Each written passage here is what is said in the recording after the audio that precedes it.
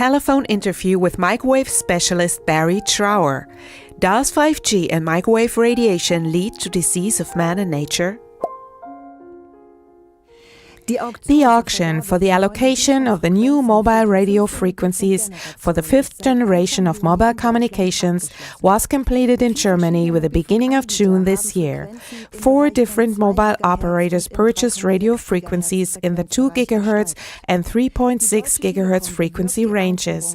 Deutsche Telekom is promoting the introduction of 5G with words such as 5G network for our country and we want the most powerful digital infrastructure for Germany. Possible health effects of mobile communications radiation on humans, animals and plants are concealed. Today's mobile radiation radiates within a frequency range of 300 MHz to 3.6 GHz and therefore is shortwave, so that it is also called microwave radiation. British microwave expert Barrie Trower, a former Royal Navy specialist in the development of microwave weapons, is someone who has dealt intensively with the dangers of microwave technology. On March 11, 2019, Klagemauer TV conducted an interview with Mr. Trower on the subject of the destruction of humans, animals and nature by 5G radiation. He could only briefly deal with the question of how mobile radio radiation damages people's health and said, among other things, I quote, "Microwave weapons have become more sophisticated and more accurate in aiming for trouble, making people particularly ill in one area of their bodies." Due to the great interest of the viewers, KlaTV conducted another interview with this expert, in which he explains in more detail how microwave radiation damages humans. According to Mr. Trower, every organ and every cell in the body oscillates at different measurable frequencies. These oscillations are, if the person is healthy and at rest, completely coordinated with each other. Any kind of microwave radiation from the outside is now able to disturb these oscillations of the organs and thus cause various diseases. Barrie Trower also discusses which impact the planned 5G satellite network could have on Earth, which is to be built in low orbits around the Earth. According to his prognosis, man and nature will not be able to protect themselves from the radiation coming from space in the long run. And the planned tens of thousands of satellites are going to change the Earth's atmosphere through microwave radiation. Possible consequences are that the weather and whole seasons are going to change. Listen now to the second interview with microwave specialist Barrie Trower. Mr. Barrie Trower, once again we can have a talk over the phone after our first interview on 11th of March this year. This interview was broadcast on our free internet channel KlaTV in English, translated into German, French, Russian, and other languages, I think, Dutch, Bulgarian, and so on. It was received by the public with much interest. Several spectators would like to know more details about the addressed topics. For this reason, I would like to come back in this interview to the effects of pulsed high-frequency electromagnetic radiation, to thresholds and intensities, and to transmitters in space or in higher layers of the atmosphere. First question, the pulse rates of high-frequency radiation. The mobile phones, Wi-Fi and the new 5G technology work with electromagnetic radiation that is not continuous but interrupted. With pulse rates of say 1 or 2 or 10 per second, or up to 100 or several hundreds, 1,000 or more pulses per second. We learned from you that different pulse rates provoke different specific perturbations of body or soul. The question now is, which pulse rates occur in mobile phone, Wi-Fi and 5G applications?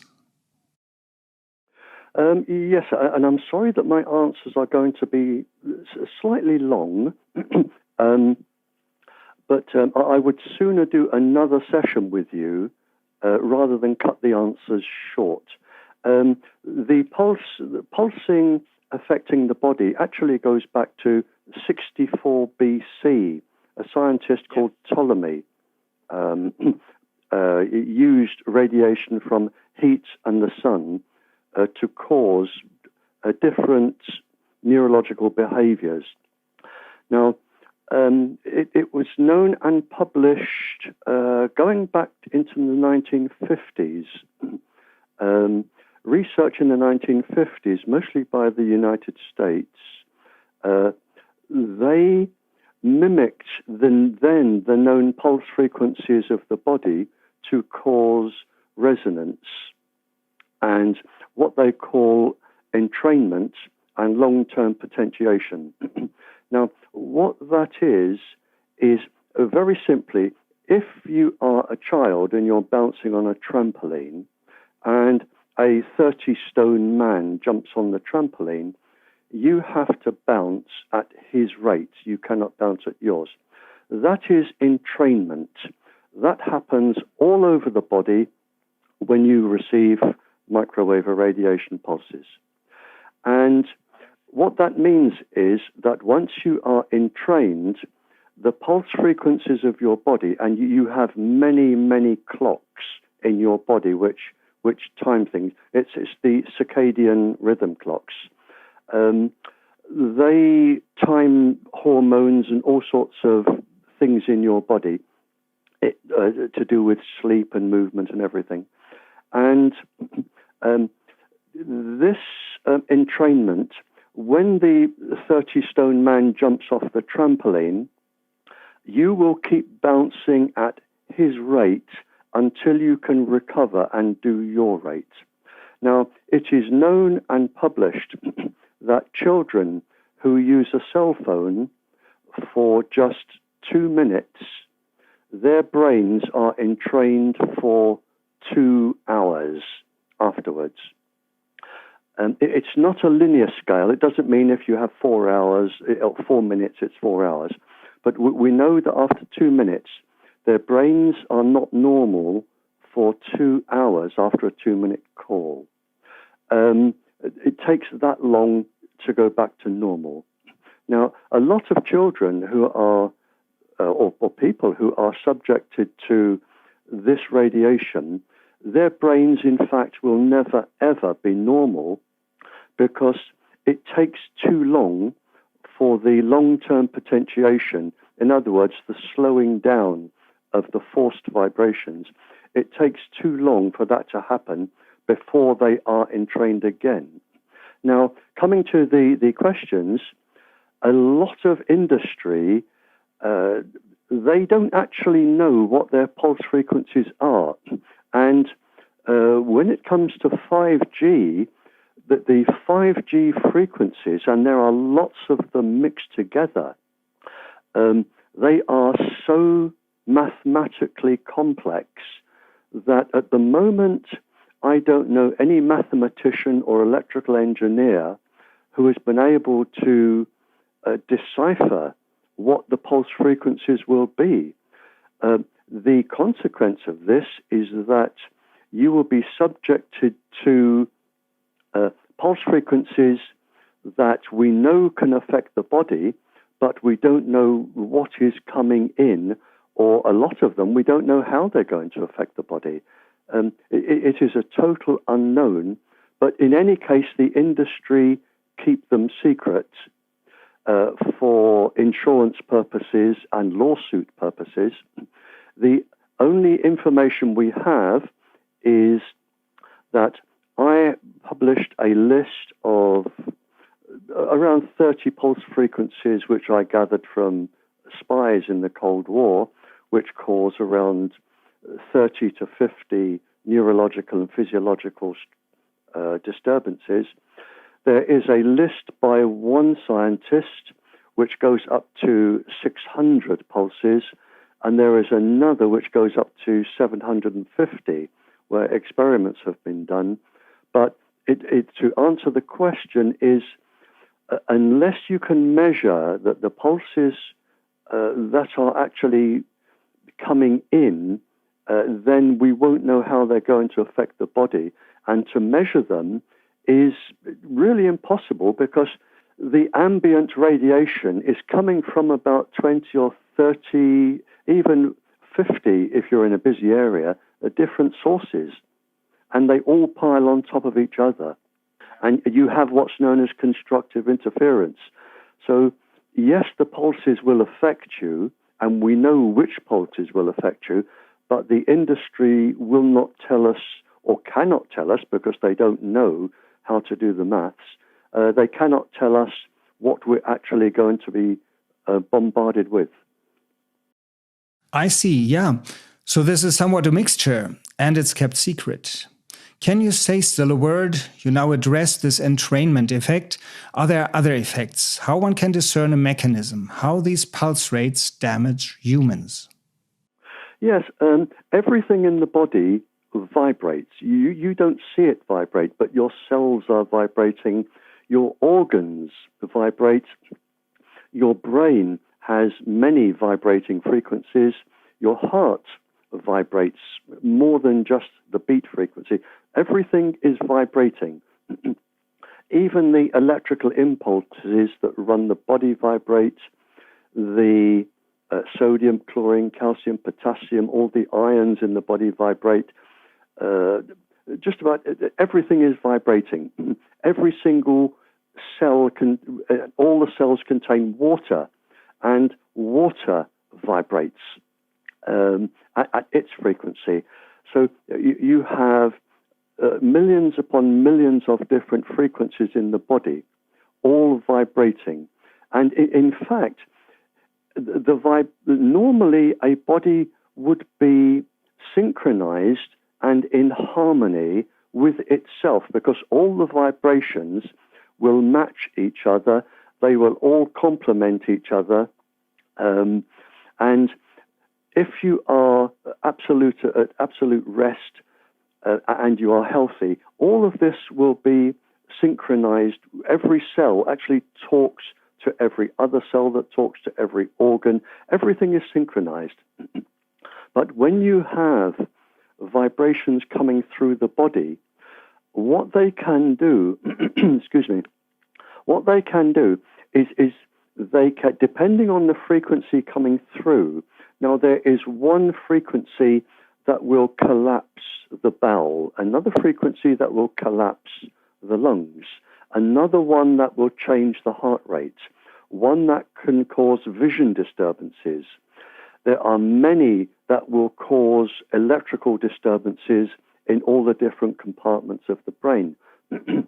And this was not lost. In 1962, scientists in the United States set out to measure then all of the known frequencies and produced quite a comprehensive list. It was called Operation Pandora. And by 1967, all of the then known frequencies of the body, the natural frequencies, were listed, and then pulse frequency generators were made which could interfere with those frequencies. And in fact, one of the statements, which is on a document, it actually says that all known moods and behavior traits can be mimicked and imitated and forced on people. And by 1967, it was all done. They could pulse. They used prisoners, people down and outs they found off the streets. There's a whole list of people that became unwilling volunteers, and they just tested the pulse frequencies on them. And it's just a recognized science now, and this is one of the functions which I'm not saying is used because I don't know, but can be used by the now 16 HARP mechanisms around the planet that can bounce the microwave frequencies off of the ionosphere. Reach anywhere just by simple trigonometry, reach anywhere on the planet. So they are all known, and as far as I know, they are still developing them as these pulse frequencies come out. But the military and the governments know the ones. The ones the industry are putting out with 5G and 4G and all the other low-level frequencies as carrier waves, I don't think they have a clue how to work them out mathematically. So it's a bit of a lottery, I'm afraid, as to what's going to happen to people once this is launched. Yeah, thank you. Second field of questions, again about frequencies, now about the high frequencies. There are different high frequency bands used in telecommunications. The Tetra system works with around 400 megahertz. In Germany, mobile telephony started with 900 megahertz and 1800 megahertz. And with every new generation, new frequencies were added. Are all these high frequencies equally dangerous, or are there more dangerous and less dangerous ones? No, they are all dangerous, and that is a very, very good question. The industry have paid tens of billions to governments to occupy the airspace, and they are using 300 megahertz to 300 gigahertz with whatever pulse frequencies they generate. Now, 300 megahertz to 300 gigahertz, they are all microwaves. They are all in the microwave band. Microwaves react with water. That's why microwave ovens work. All microwaves react with water. All cells react with water, or all cells contain water. So every single cell in the body, and you have over 200 different cell types, they all react to microwaves, every single one. And it's a bit of a lottery, because sometimes one frequency will do nothing, but if you just jump up another frequency, then it will start reacting with the body, and then again it won't react, and if you go up, it will. But it's different for different people of different sizes. Different frequencies will affect children, and different frequencies will affect adults. For instance, the Wi-Fi frequency is around, the wavelength is around 5 inches, or what's 5 inches in centimeters? Yeah, 10, 11 centimeters. So Wi-Fi is around 5 inches. So anything in your body that happens to be 5 inches will vibrate when Wi-Fi goes through and will not work properly. If you grow, then the vibrations will stop.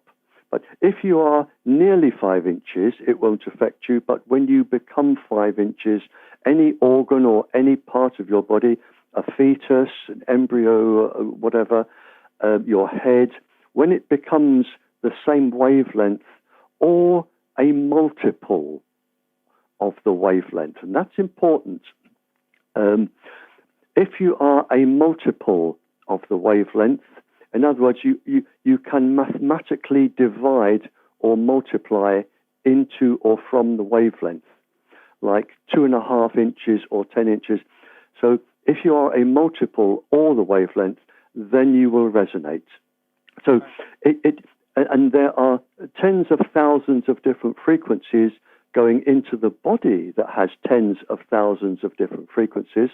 This is why some people will say, well, they taste metal in their mouth, or they hear this funny sound, or their heart isn't working properly, or they are getting vision disturbances, or any one of the numerous neurological illnesses that you can get. So they tend to be multiple in the body. You can have between 10, 20, 30 different symptoms, and you will go to your doctor and say, this is wrong, and that's wrong, and this is wrong. And the poor doctor doesn't have a clue, because most of them are not trained in nuclear and electronic physics. But then you go back a little while later and you say, well, this one's gone, but I've started getting this now. but nobody else in the family is getting it except this person, but they're getting different symptoms. So, but this was known. It was known before this industry took this frequency. It was known by the governments. It was known by the military. It was known by the industry, but it was worth the money they were going to get, and they have to keep it secret. And there are two very good reasons here. They have to keep it secret. One, and this is published, one, because they are now, it's taken off to extreme measures, and they are now afraid of lawsuits all around the world. And secondly, the industry and the government and the military, they all agreed at a meeting, and I have the details of the meeting, they all agreed at the meeting that if the transmitters were put at a safe distance from the general public, they would need to purchase so much land that their profit margin would be at risk. So they decided to keep it secret so they can put a transmitter the other side of the wall to where a pregnant woman is sleeping or a newborn baby 1 day old is sleeping. They can put a transmitter the other side of the wall and there is nothing you can do about it. And the reason they're doing that is because it would have cost too much to purchase the land to have the transmitter a safe distance. And that is published. These frequencies used now in telecommunications, which of these frequencies are also used as weapons? Most of them. In fact, there are 4 known 5G weapons, and that's been out since the 60s, that frequency. There are 4 known 5G weapon frequencies, and they are all within the 5G band, along with some of the lower frequencies, which are used to penetrate buildings. The frequency weapons and the normal communications frequencies, they are just all mixed up. For instance, some of the weapons, which I know, and they are published, they are used to cause cancer, and these were known and published in the 50s, so there's nothing new here. But again, and it is published that it is worth the number of people who are going to be made sick and die, and it is estimated at 2 billion, and that is published. It is worth 2 billion people becoming sick and dying because of the sheer enormous amount of profit that the industry and the governments are going to make, and the use the military will get of this, and the use the secret services will get, because they can eavesdrop on every single conversation, every single thing you are doing in your house. Every government can know about it. And so the fact that billions of people, and in fact I think it's going to be a lot more than 2 billion, billions of people are going to be made very, very sick. That is published, and it is worth it to maintain the profit and the advantages of the communications industry. So, I mean, you are what is knowingly called collateral damage, and it's not the first time. It was done with BSE, mad cow disease, bovine spongiform encephalopathy, asbestos, lead in petrol. They've all been known. Some of the nuclear fallout tests, it's all been known smoking is the favorite. Smoking was linked to cancer in 1899. In 1939, all of the proof to stop smoking was available to the government scientists, but they sat on it to protect the industry. I saw the documents, and this is no different. Everybody is sitting on this to protect the industry and their own whatever it is they're going to get out of it. And the people who become sick and die are collateral damage. So that's a deplorable tradition that we can discern here. How would you assess the potential danger of the new frequencies in the 5G applications with respect to the frequencies used so far?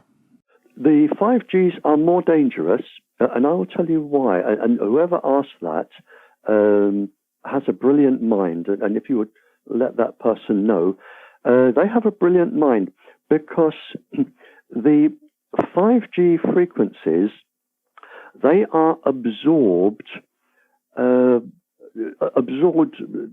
by, first of all, if we come to humans, they a large percentage, I think it's about 70%, is absorbed by the skin and just below the skin. And that sends messages to the brain, which then sends further messages to the organs. So in fact, it is quite damaging, and it is known that you can get major organ failure and quite a lot of damage to the brain from 5G penetrating the skin, in particular eye damage. And this is published. Similarly, it is absorbed a lot by trees and plants. And in fact, I was talking to another country just a couple of days ago, and they said that people are cutting down trees, and they're saying it's for motorways. And I say, well, it isn't. They're cutting down trees all around the world where they are putting up 5G, and they will be doing it in your country.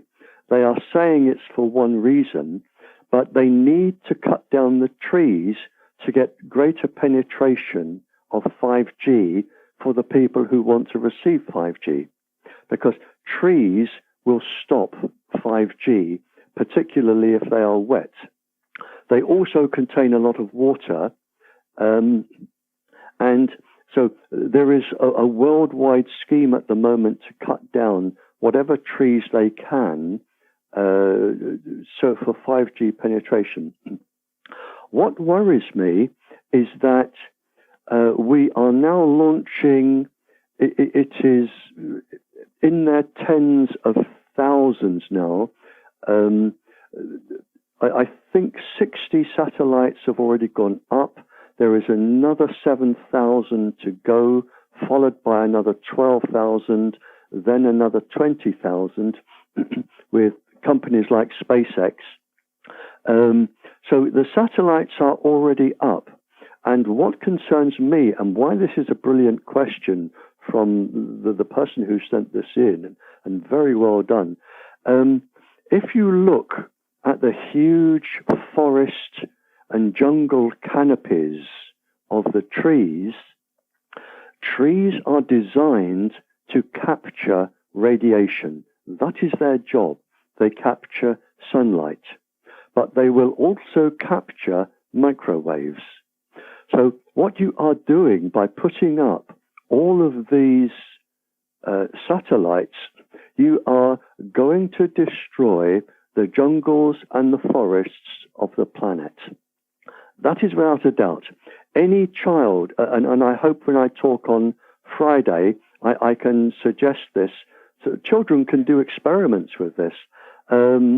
It's a very simple experiment, but you are going to damage all of the forests and all of the jungles underneath the satellite penetration for the simple reason that doses are accumulative. And the 5G from satellites will be beaming every second of every day, and you cannot go up into space. They are 200 miles and 700 miles. You cannot go up into outer space and turn them off, especially when there are tens of thousands of them. They are going to beam down and they are going to weaken, because, and it is the same with humans. When you are sleeping within the field of transmitters, your part of your body that maintains the homeostasis, in other words, keeping your body healthy, that is struggling all of the time, day and night. It is struggling to fight the radiation and the damage from the radiation to keep your body healthy, and it cannot keep up all of that day and night. It is impossible. And it is the same with trees. They can fight the radiation for a certain period of time. But as you go through the different frequencies, and depending on which end of the microwave scale, you bend the microwaves. You can change, in other words, not the microwaves, you bend the molecules that are being microwaved. So at one end of the microwave scale, you bend the molecular structure. In the middle, you change the orientation of the molecular structure. And at the other end of the scale, you change the rotational speed. You also do this with the water molecules. So what you are doing is you are changing the physical chemistry of the biological structures. Now, they do have mechanisms to recover, but they cannot recover permanently year in, year out. And it is known and published, and it's on its way to you as well in what I've sent you. You will see that within 18 months, trees will start to die. Their immune systems suffer. It's a bit like AIDS. The immune system suffers, and then the bacterium and the viruses and other microorganisms, the fungi, they start to take over the plant life, and the plant life weaken and die. And that is published, and it is the same with humans. What you will be doing, really, if we want to sum it up, is you are giving the planet AIDS. It's as simple as that.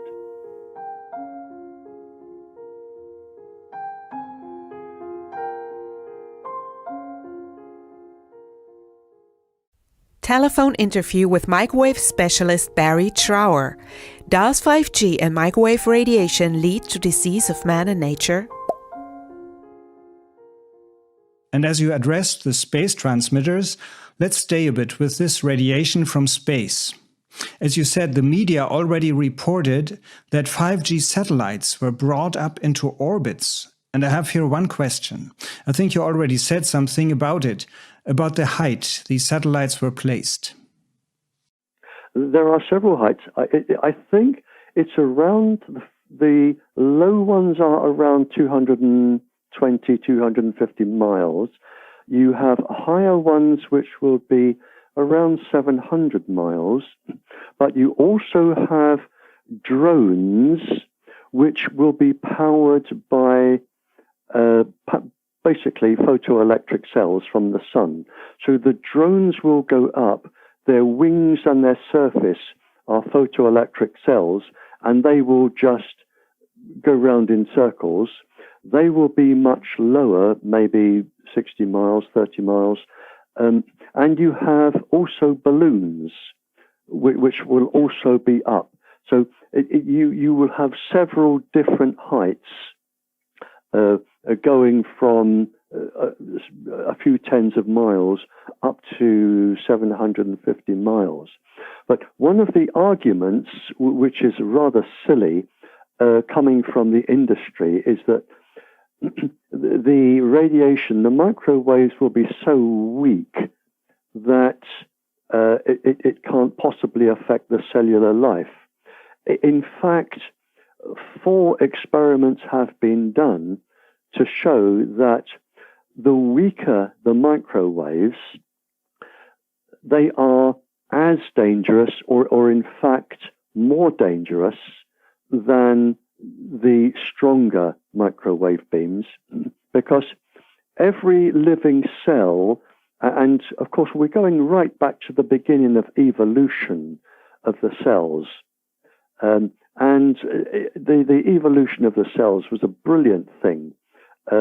We evolved to protect ourselves against electric storms, thunderstorms, all sorts of electrical activity.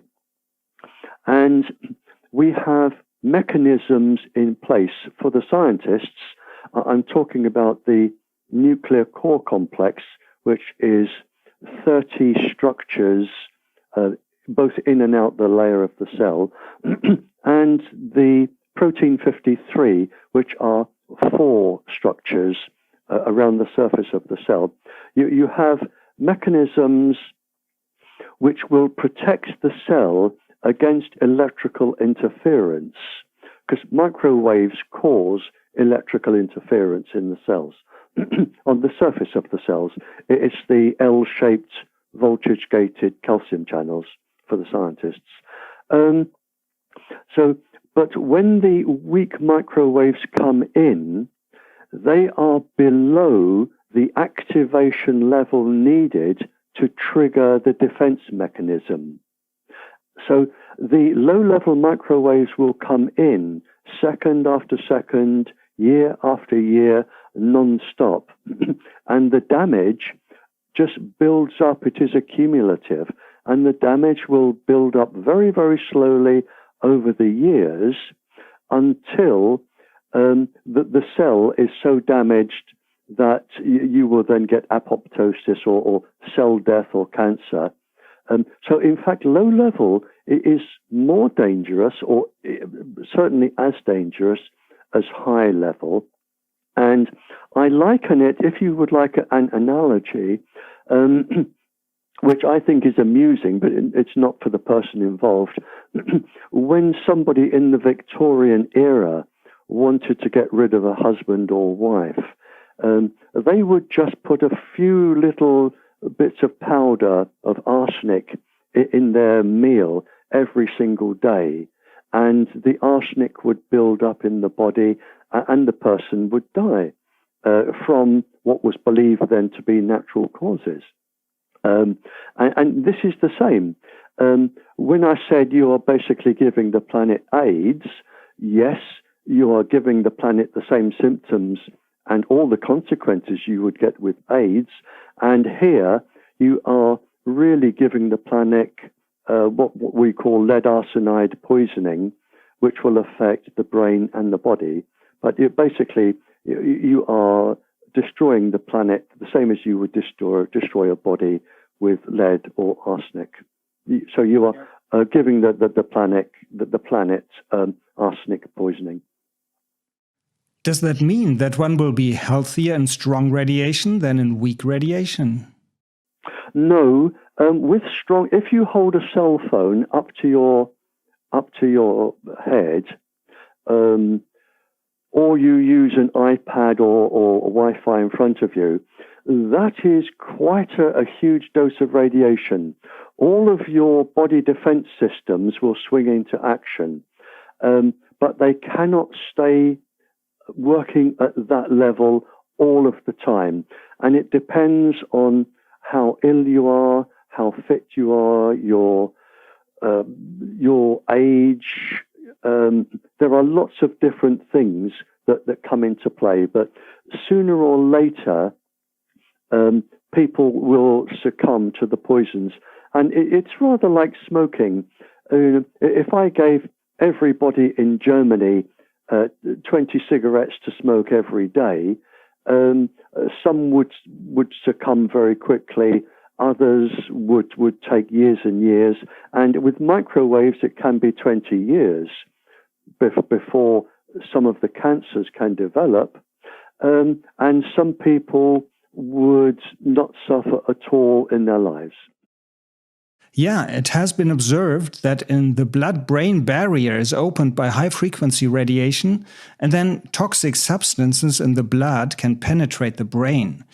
Does this happen already at low radiation intensity? Or is a high intensity needed? Or what is the threshold? No, it's found at all levels. And what I find quite alarming is that I could be a few months. I believe the blood-brain barrier takes about 18 months from when you're born.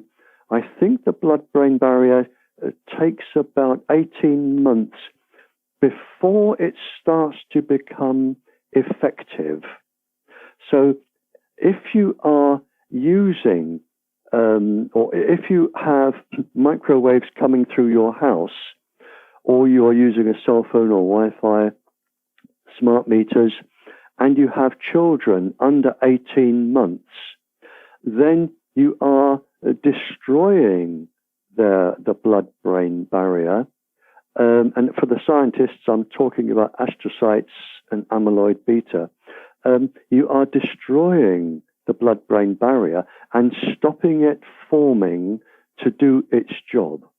Now, the blood-brain barrier, if you like, it's a bit like a fishing net, a very tight fishing net that goes around the brain. And in fact, you have a similar device around your lungs and around your abdomen. But around the brain, it's been found that microwaves, they make the holes bigger. Now, the blood-brain barrier, it has holes, if you like a fishing net, and everything that has to be kept in the brain is kept in because it cannot get out. And everything that is outside the brain that the brain doesn't want in, namely microorganisms that can destroy the brain, it keeps those out. It is an immensely delicately structured mesh. Now, microwaves tend to loosen the mesh and make the holes bigger so that microorganisms that shouldn't get into the brain can, and things that your brain wants to keep in, they can then leak out. And all microwaves, to my knowledge, I haven't found a frequency yet that does not affect this, and I've seen several papers on blood-brain barrier, and it doesn't take long to start destroying it either. But I believe, and I could be wrong, but I don't think I am, that it isn't really active for the first 18 months of life. So all children that are exposed to microwaves could have a non-effective, depending on the level of microwave irradiation, they could have a non-effective blood-brain barrier.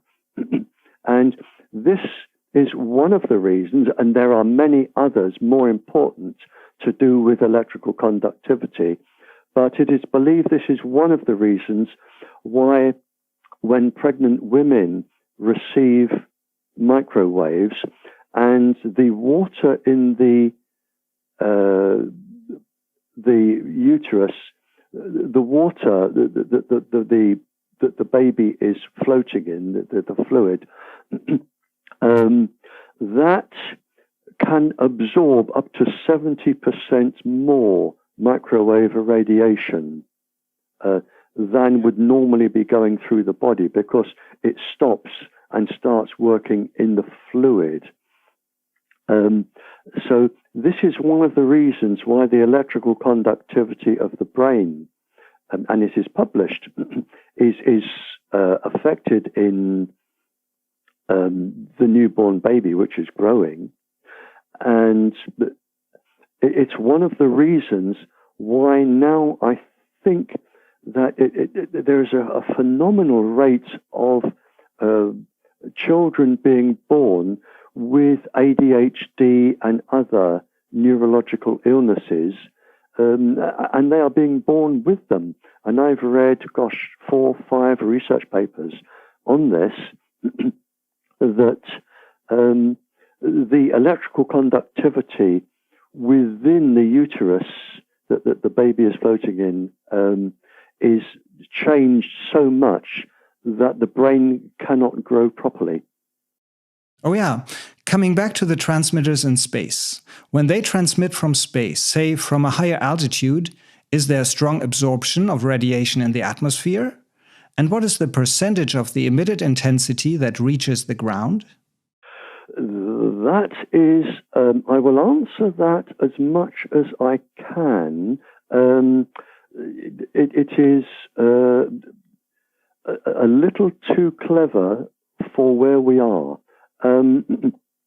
Now, I mean, there are people who do PhDs on microorganisms and what goes on in the atmosphere, and I have spoken to them, and they say, there is more we don't know than we do about the atmosphere.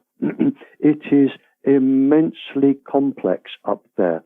There are bacteriological processes that make rain, that do all sorts of things in the atmosphere that we are only just beginning to learn. And there are whole eco-cycles and food webs and food chains up there that we are only beginning to understand. It is immensely complex. And what you are doing by microwaving the atmosphere is, to be honest, I don't know. And I have asked this question with atmospheric people, and they don't know. All we know is that whatever is going on up there, will be affected, because we know that all life is affected by microwaves. We know water is affected by microwaves. We know chemical reactions are affected by microwaves, which is why you're not supposed to feed any food that's been in a microwave oven to a growing child, because you can change the protein structure. Now, the atmosphere is so complex that PhD students or PhD graduates can't even tell you. And to be honest, I don't know one person in the universe at the moment that can answer this question. All I can say is we are playing a very, very dangerous game, because you are changing the atmosphere. You are changing what is going on in clouds. And just one example, it is known that within the weapons service, when they do microwave weapons, it is known that when you microwave a cloud, you change its ionic structure. And when you change its ionic structure, you change its polarity. And when you change the polarity of a cloud, you can move it. Because you can move it using a microwave pulses, a strong microwave field. In other words, the HARP devices around the world, they have the ability to move clouds. And I'm not saying moving a cloud from one part of the sky across to the other part like an aeroplane. You don't need to use much pressure on a cloud, and we're talking electromagnetic repulsion. You only need to lean one side of a cloud which is moving across the sky. Because if you are aiming a rocket ship at the moon and you nudge it slightly by 1 degree, by the time it reaches the moon, it's going to miss the moon entirely. Now, again, with the clouds and the atmosphere, which is also ionized, you have hydrogen and helium in the ionosphere, which are electrical conductors. When you have a moving atmosphere and the jet streams, you don't need to move them much, just a gentle force of a percentage of a degree, and they are traveling at 200 miles an hour, 5 miles up, which is the jet stream. In other words, you can then change the weather on the planet. And the areas that would normally get rain at a certain time of the year don't, and those that don't normally get rain will get hurricanes and floods and bigger floods. And you can do this. You can do this with the sky, with standing waves. Now, the microwaves coming down from satellites will ionize and change the polarity of what is going on in the atmosphere. Excuse me. What and how that is going to do, I'm not clever enough to know. You would need to ask a professor of atmospherics, and I suspect a professor of atmospherics could only guess, because it's never been done before, and it's not the sort of experiment you can set up in a laboratory. It is the world cycles, and I'm sorry to go on, but this is rather important. The world cycles of you have a rock cycle, a water cycle, an ocean cycle, you have an atmospheric cycle. The cycles, they are in harmony, and they go on, and they last tens of millions of years. And if you affect one, you affect the other, which affects the other. And by putting the satellites up in their tens of thousands, and you microwave the atmosphere, you are ionizing the atmosphere, you are changing the biological structure, you are changing the microorganism structure, which we're only just beginning to understand. You are changing the chemical structure of what is going on up there. You are changing the weather patterns. And we don't know what's going to happen. And whether the people doing this, I mean, either they are so ignorant that they can't work this out, or they are living for today and they are going to make as much money and just enjoy themselves and leave everybody else who survives on the planet to cope. I don't know. But the question is too hard for me to answer. And at the moment, I don't know that there is anybody, and anyone that listens to this that can, please get in touch with you. But to be honest, I don't know what's going to happen. Yeah. Can one protect oneself from this omnipresent radiation from space? No. That's a simple answer. Brief question, brief answer. And I'll give you an example. It is why we have not had, from the Cold War, which I lived through and was active in the Cold War between the United States and Russia, which is why we did not have a total nuclear war, was because virtually nothing and nobody on the planet would have survived the nuclear disaster. And this is going the same way. There is nowhere or no way you can survive if the entire planet is going to be microwaved. But I mean, there is a simple answer to this. You do not need to do this. All you need to do is lay fiber optic cable along the ground or above the ground, or along the telephone wires. You do not need to do this. We do not need to take this risk. Fiber optic cable, it is faster, It carries more information. It is less prone to interference. It is less prone to be hacked. There is a better answer, but they want to do this to save money in the short term. And I wish the people could get together and just have a sensible discussion with the 187 country scientists at the moment who are trying to stop this. I mean, there are 187 countries with their top scientists all saying this and trying to say, look, you can have everything you want, just don't beam it from outer space. But at the moment, they are refusing to listen. And the problem is, and we come back to this, by population numbers, they are few and far between. But they have such enormous power that there is nobody on the planet that can stop them.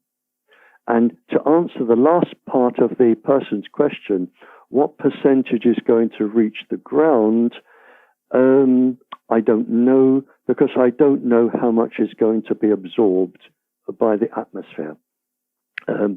But, you know, if anyone can think of a way of the 187 countries where we can talk to the people doing this, and as I say, by percentage, they are few and far between, they are unstoppable because they have such immense wealth and power that they are unstoppable, and I cannot think of a way of doing it. Yeah, we'll see whether these few powerful people will not have to give up their plans when the population is informed and does not want 5G anymore. Thank you very much for your contribution to this aim. Thank you so much for your extensive answers, and all the best.